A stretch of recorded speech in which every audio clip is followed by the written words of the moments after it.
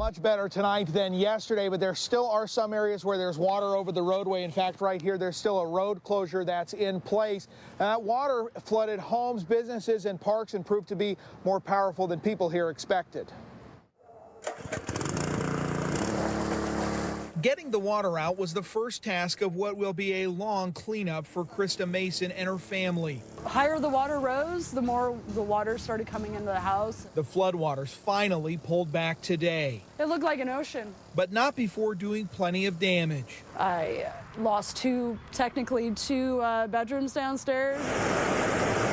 This is what it looked like 24 hours earlier as the Stillaguamish River reached record flood levels here in Arlington. You know, we could see the water through the ring cameras just slowly rising. Krista's son was stuck in the house for the flood. He thought really well under pressure. He just quickly started grabbing stuff from the basement, bringing it all up. I mean, so it went from here down and around. Yeah. Up the road at Taj Grill and Spice, the flood was so powerful it picked up and moved this dumpster 20 feet.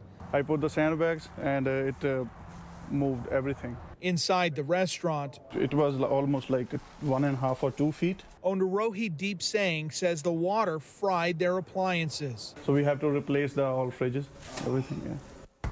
What a shame. The flood also spoiled their food right ahead of what is normally the busiest time of year. 3 years before, water was here, but not like this. County and state crews spent the day assessing the damage, but for the families affected by this historic flood, today's cleanup is just the beginning. You're absolutely helpless, you know. We've been checking in with the Emergency Management Division here in Snohomish County. They say they're still assessing all of the damage and they are still looking at the flooding, the scope of the flooding here. The Snohomish County Sheriff's Office says there are still road closures that are going to remain in place until at least later tonight, while there still is a flood warning in place for parts of the county. Reporting live in Snohomish County, Jeremy Harris, KOMO News. On any given day, Silvana is surrounded by the Stillaguamish. And why this town without a stoplight has more squeegees, sprayers, and shovels than anything else. It's just one of those things that we just live with. Willow Payne and her husband Jim own the Country Cafe and said the biggest nuisance is replacing the gravel from their lot that was washed down the street. We're used to it. Everybody kind of knows what they're going to do when it happens. Yet she admits the record flooding was a bit intimidating. The Stilly had a sharp spike.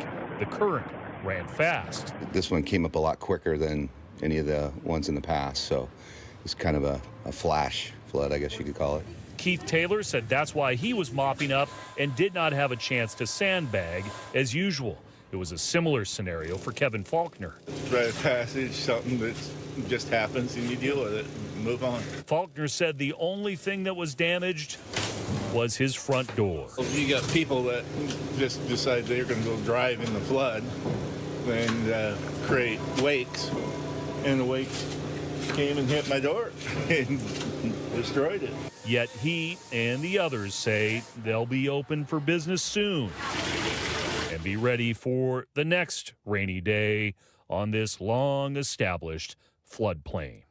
In Silvana, Chris Daniels, KOMO News. And right over here, you can see how much water covered this field, the Snoqualmie River, further back off in the distance over there. We actually talked to a man who lives nearby. He said this is one of his favorite spots to go running. That route over there is one that he takes, but he's not going to make it that way, at least not now. No, not today. It's definitely a little deeper. We met Max Jensen next to a road closure off of Northeast Carnation Farm Road. He's training for a marathon. He said a day ago he ran this route. Now he's going to have to find a detour.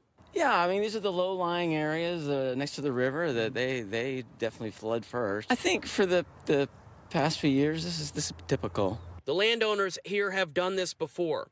Fortunately, and so far, King County emergency management officials tell us that nobody in this area has reported any water damage in their homes. But they said that could change in the next few days as people get a closer look at any damage on their properties. Supposed to be picnic benches somewhere around here? Correct. Just up north in Duval, we met Barbara Leichner, and we looked over at a part of a park now conquered by the Snoqualmie River. She enjoyed my confusion when pointing out what was underwater. Are they usually over here somewhere? They're by the trees there. When you see a river moving like that, I'm glad I don't live near the river. King County officials said this water will now start to recede, and those here will get ready for the next time. Maybe 10, 15 years ago, you didn't see this very much, but definitely seems like a lot more these days. Reporting in King County, Paul Rivera, KOMO News.